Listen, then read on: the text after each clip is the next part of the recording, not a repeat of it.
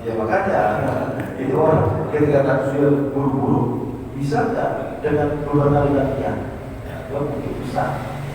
Jadi harus lama Pak. Nggak bisa belum sampai. Ya mungkin kalau di dalam mazhab yang lain ada pendapatnya. Kita bicara pendapat Imam Syafi'i. Bismillahirrahmanirrahim. Qala Rasulullah sallallahu alaihi wasallam, "Idza dzukirtu billahi fattahu." Bersabda Nabi sallallahu alaihi wasallam, "Idza dzukirtu," apabila kalian ingatkan billahi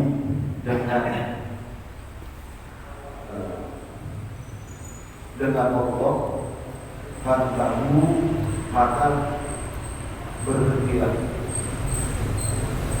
Tadinya di dalam hadis Nabi, apabila kita diingatkan, kemudian diingatkan artinya dengan azab Allah, maka berhenti, jangan ditulisik akan daripada itu perbuatan. Kalau kita melakukan maksiat, diingatkan, hati-hati akan daripada azab Allah, dia masuk berhenti, dia maksiat.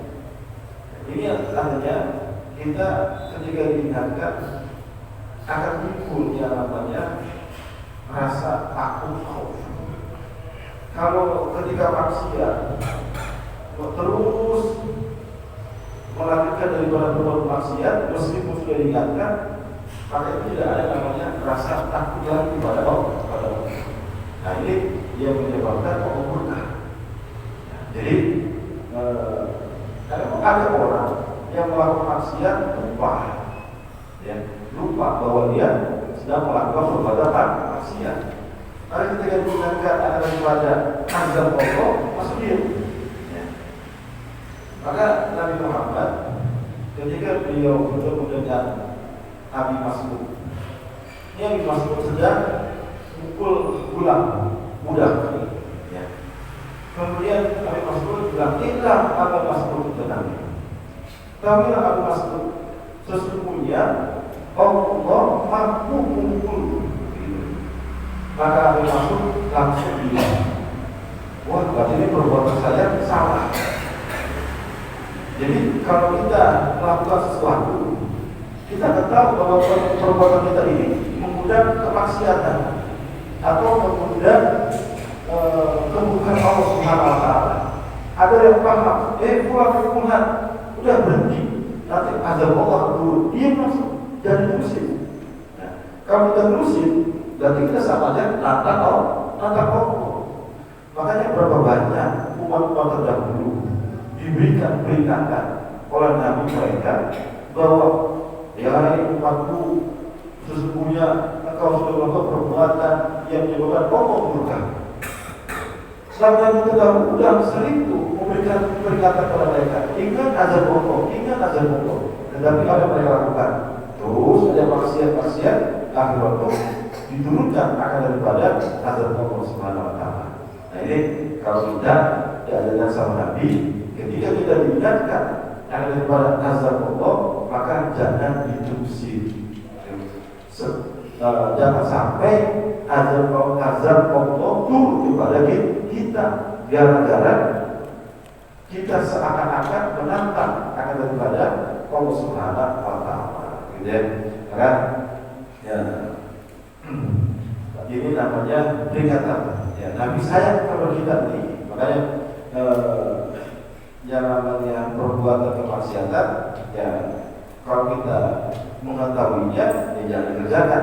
Tetapi kalau kita tidak mengetahui bahwa itu adalah perbuatan kemaksiatan, kemudian diingatkan oleh orang lain, jangan marah. Kemudian dia berhenti akan daripada perbuatan tersebut.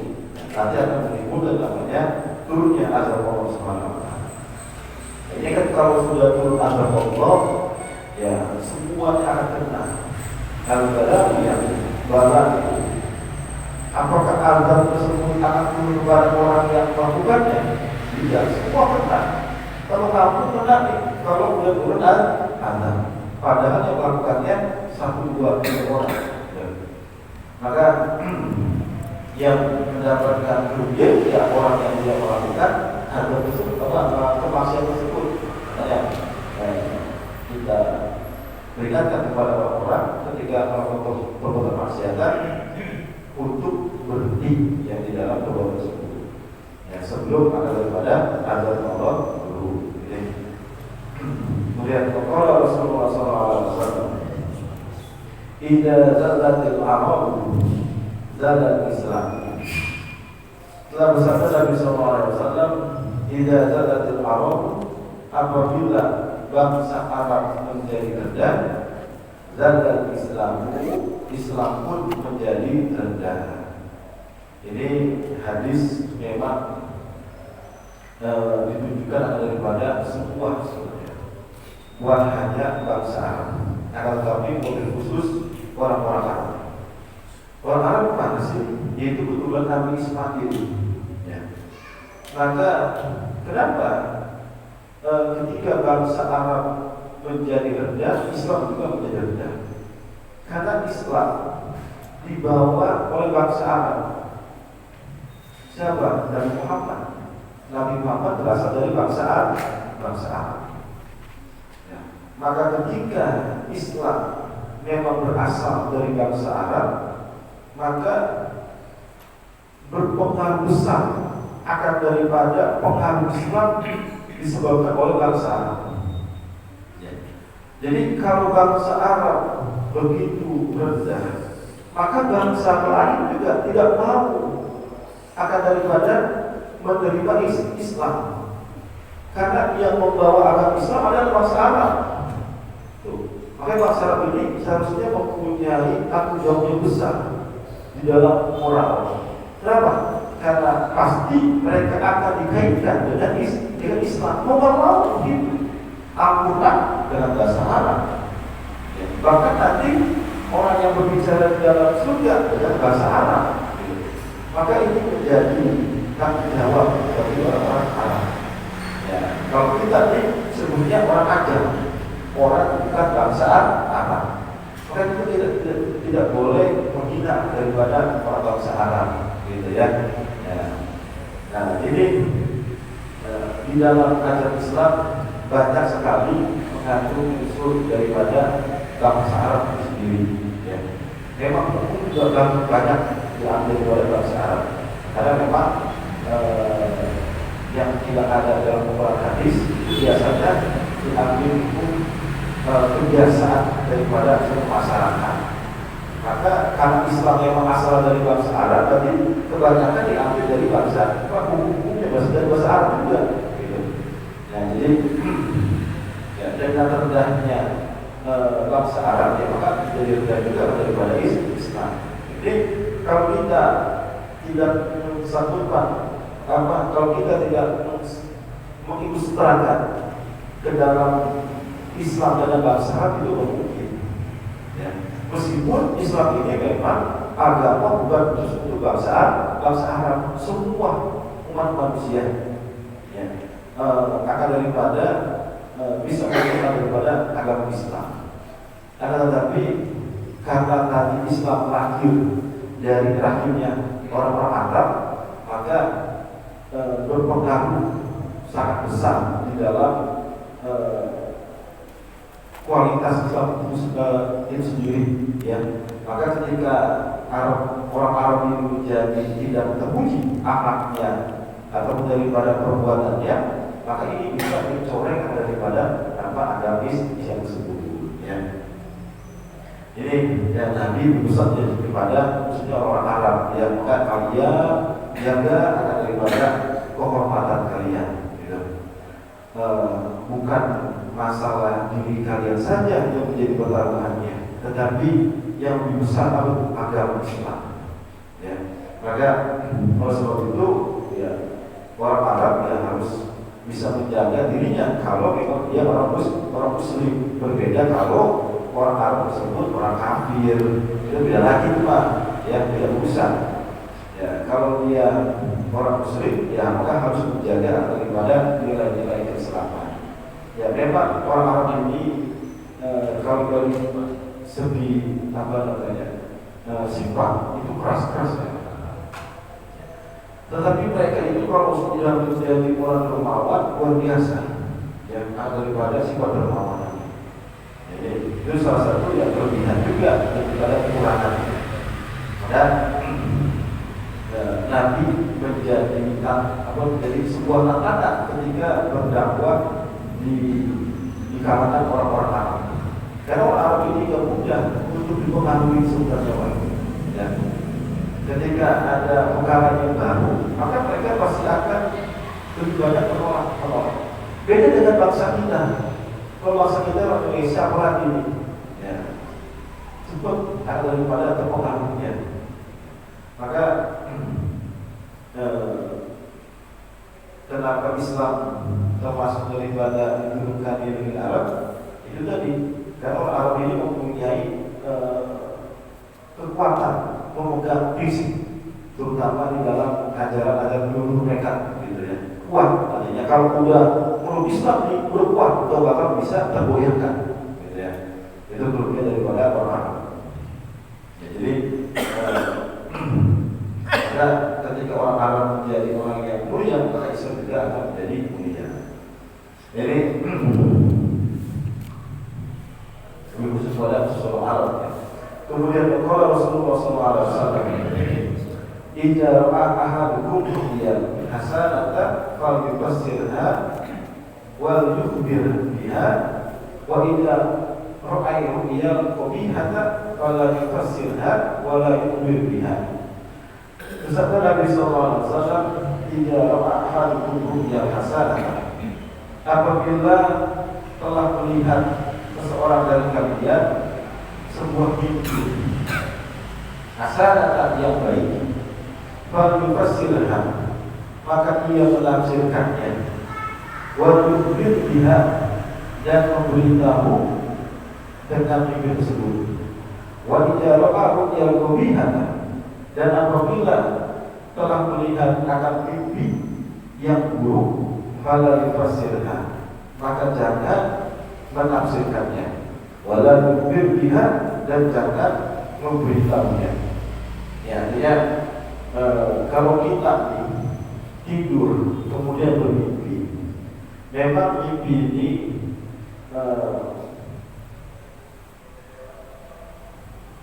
artinya mimpi ini ada 3 macam.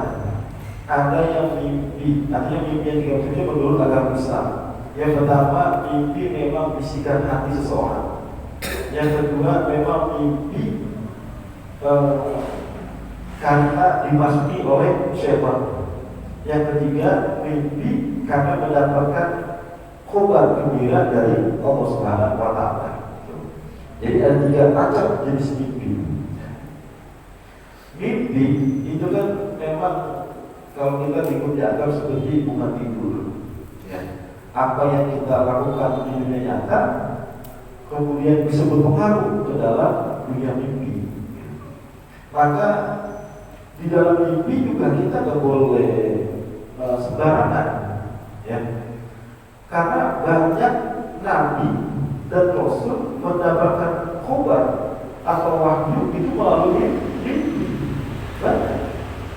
Dan ketika kita mengalami mimpi, maka lihat mimpi kita ini termasuk mimpi yang baik apa yang buruk. Kalau mimpi yang baik itu kan berasal dari Allah Subhanahu wa Ta'ala. Kalau mimpi yang buruk, maka itu berasal dari setan. Maka kalau mimpinya yang tidak dikategori buruk atau baik, ya seperti saya sampaikan, mungkin itu pikiran kita, ya. Maka kalau mimpi itu kategori yang baik, falyufassirha, maka silakan ditafsirkan. Akan tetapi di dalam memberikan tafsir mimpi, jangan sembarangan lagi itu tadi, ya. Ceritakan, kalau kita tidak bisa menafsirkan mimpi kita sendiri, maka minta bantuan kepada orang yang mampu di dalam menafsirkan mimpi. Kalau memang kita tidak bisa, maka tafsirkanlah mimpi itu dengan cara yang baik-baik, yang baik. Udah mimpinya bagus, maka kalau kita tafsirkan dengan cara yang baik. Ya. Takutnya kalau kita menafsirkan mimpi sembarangan yang tadinya baik, kemudian ditafsirkan menjadi tidak baik, maka jadi tidak baik. Bahkan kalau kita mimpi baik atau buruk, disuruh menafsirkan yang baik-baik. Gitu.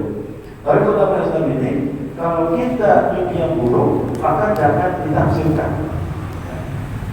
Kalau mimpi yang baik, maka boleh ditafsirkan, bahkan boleh diberitahu kepada orang lain. Akhirnya kita boleh minta saran atau kita dijelaskan apa mimpi kita. Ya, di samping kita sudah melakukan sendiri. Tetapi kalau mimpi buruk, kita jangan menafsirkan, bahkan jangan diberitahu kepada orang lain. Kenapa? Karena ini tadi berasal dari setan, dan setan akan mempengaruhi jiwa kita ketika kita berada dalam keadaan sadar. Tadi kita mimpi luar biasa buruknya. Ketika kita berusaha menafsirkan, kemudian kita cerita kepada orang lain, maka orang lain akan menafsirkan jelek juga. Maka itu bisa menjadi kenyataan dalam kehidupan kita. Kayak tadi, udah kalau mimpi buruk, jangan ditafsirin, udah dianggap biasa saja. Ya, seperti angin lewat. Ya, jadi jangan menjadikan beban di dalam kehidupan kita sehari-hari. Ya, ya. Jadi, ya, karena hakikat mimpi ini kan merupakan daripada pemisah yang dibuat para malaikat. Jadinya kalau mimpi yang bagus adalah permisalan yang dibuat oleh malaikat yang ditugaskan oleh Allah Subhanahu wa taala untuk mengurusi persoalan mimpi, agar orang yang bermimpi itu dapat mengambil petunjuk dari permisalan yang telah digambarkan baginya dan mengungkapkan apa yang sama baginya. Jadi ada malaikat memang diperintahkan oleh Subhanahu wa taala untuk memberikan mimpi kepada hamba-hambanya. Kemudian dari mana? Dia malaikat disuruh ke Lauhul Mahfuz, suruh melihat. Jadi yang melihat beri gambarannya, kemudian dituju kepada fulan, maka malaikat akan menggambarkan seperti itu. Ya, seperti kita melihat atau mendengar mimpi Nabi Yusuf. Dan Yusuf sebelum beliau dibuang ke sumur tua, itu kan dia mimpi. Ya, ayahku, saya mimpi mendapati bulan 9 bulan semuanya sujud sama beliau, dan matahari semuanya sujud sama. Maka Nabi ayahnya Yusuf, wah ini mah kayaknya calon pembesar, ya.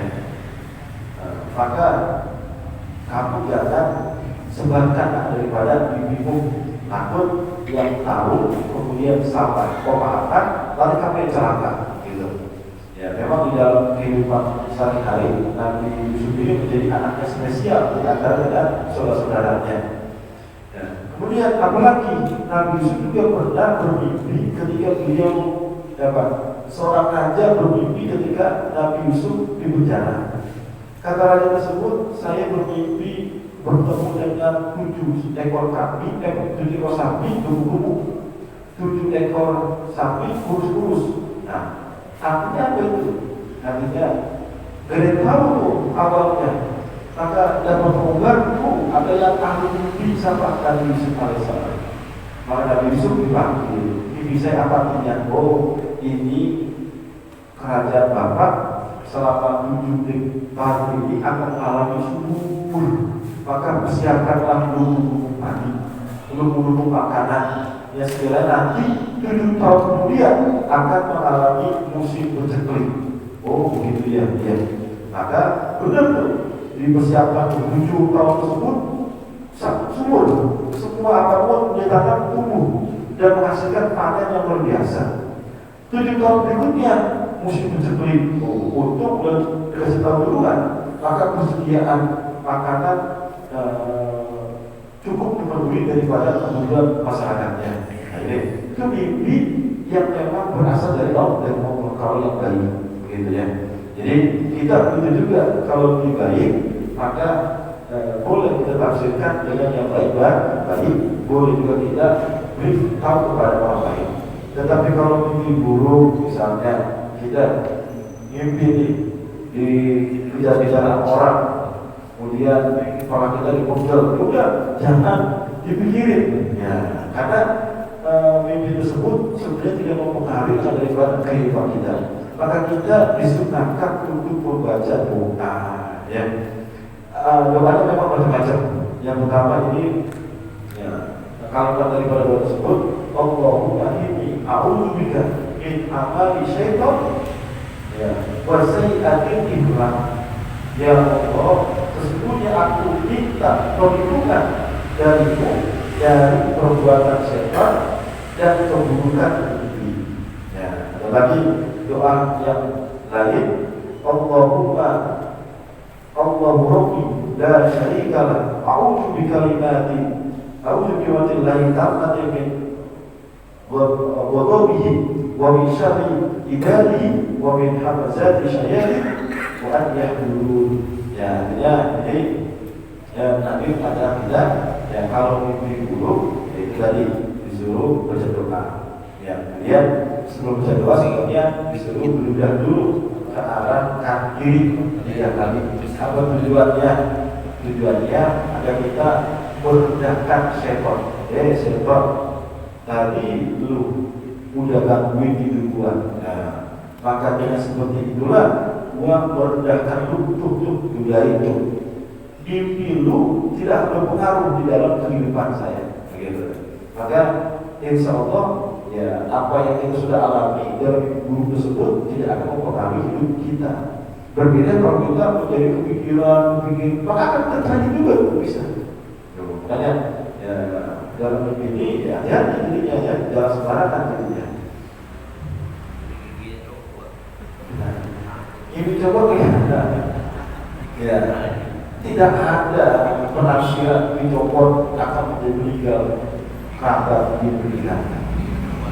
Memang kebiasaan, nah, gitu ya. Kebiasaan kita seperti itu. Ada yang meninggal kita, ada yang mimpi copot.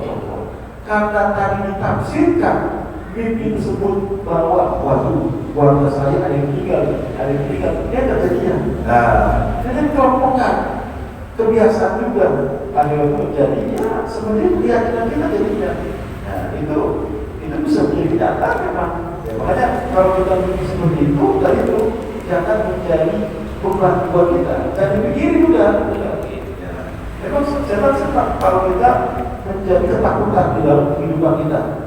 Akhir waktu, ya di dalam masalah ibadah jadi lupa kita pikir mimpi dulu misalnya. Ya, juga. Ya kita anggap itu mimpi sebagai bukan tidur lah. Ya, mau yang bagus ataupun yang jelek. Tapi memang ada kalanya mimpi yang bagus itu ya, itu namanya kadang-kadang kita mimpi sebagai peringatan kepada Allah Subhanahu wa Ta'ala. Ada orang mimpi tiba-tiba apa? Terjadi hari kiamat. Dia dibawa ke dalam neraka jahanam, bisa. Apa itu tujuannya?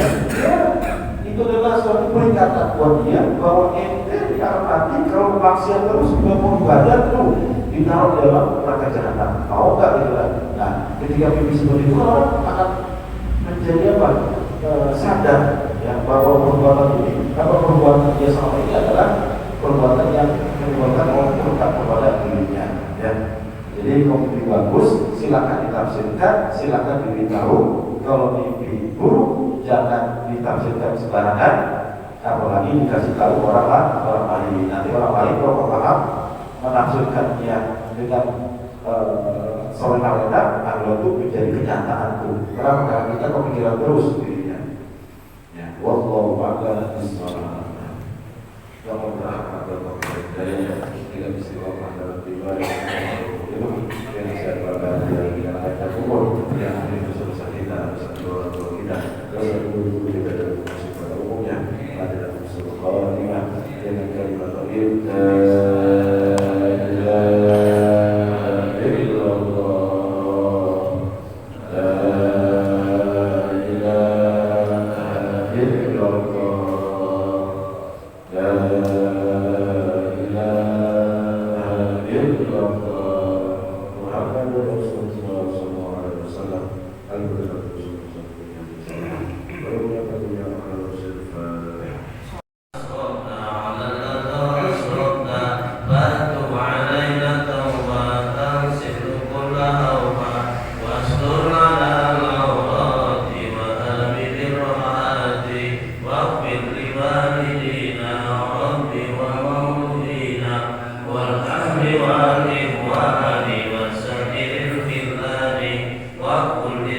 Maha